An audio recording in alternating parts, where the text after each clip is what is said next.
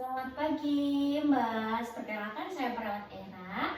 Di sini saya mahasiswa ya, sedang lagi praktik di rumah sakit ini. Hari ini saya bertemu dengan Mbak ya. Mbak boleh dong perkenalin namanya. Mbak lengkapnya siapa? Nama Najwa Syifa. Oke, Mbak Najwa Syifa. Mbak Najwa Syifa biasanya suka dipanggil siapa? Najwa. Oke, Mbak Najwa, saya panggil Mbak Najwa ya. Mbak Najwa, gimana perasaannya hari ini? Saya kesal. Oh, Mbak Najwa kesal. Mbak Najwa terlihat ya seperti sedang memendam kekesalan Mbak. Mbak Najwa, boleh tahu nggak Mbak Najwa itu kesini itu karena apa? Karena saya suka marah-marah. Karena suka marah-marah. Mbak Najwa itu marah-marah karena apa? Karena itu kayak setiap sesuatu yang saya lakukan itu kayak nggak pernah dihargai. Begitu ya. Mbak Najwa misalkan kalau merasa nggak dihargai terus kan jadi marah ya. Terus habis itu Mbak Najwa itu kalau misalkan marah itu melampiaskannya itu gimana? Suka itu menyayat-nyayat tangan. Oh ya Allah, menyayat-nyayat tangan ya. Baik, di sini gimana kalau misalkan nih kita berdiskusi atau berbincang-bincang caranya mengontrol kekesalan Mbak. Waktunya 7 menit aja deh, gak usah lama-lama. Tempatnya di sini aja ya, Mbak Najwa mau? Baik, kalau begitu Mbak Najwa saya jelasin dulu ya.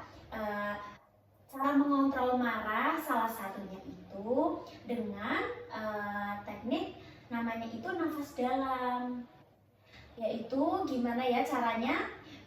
Mbak itu nanti tarik nafas pakai hidung ya, terus habis itu tahan sebentar aja, habis itu dibuang atau dikeluarkan dengan mulut. Selain itu ada cara lain yaitu penyaluran energi, yaitu bisa dengan cara memukul bantal atau memukul kasur, memukul selimut juga nggak apa-apa. Yang penting tidak memukul orang lain, begitu Mbak. Hal itu cara-cara kayak gitu biar apa? Supaya marah kita bisa terkontrol, kekesalan kita juga bisa terkontrol, tidak merugikan diri sendiri, orang lain atau lingkungan sekitar. Mbak Najwa sudah paham? Coba kalau misalkan Mbak Najwa paham, coba Mbak Najwa jelasin, kalau enggak sebutin apa ya yang bisa dilakukan untuk mengontrol kekesalan Mbak. Itu dengan cara tarik nafas dalam, kalau enggak mukul bantal.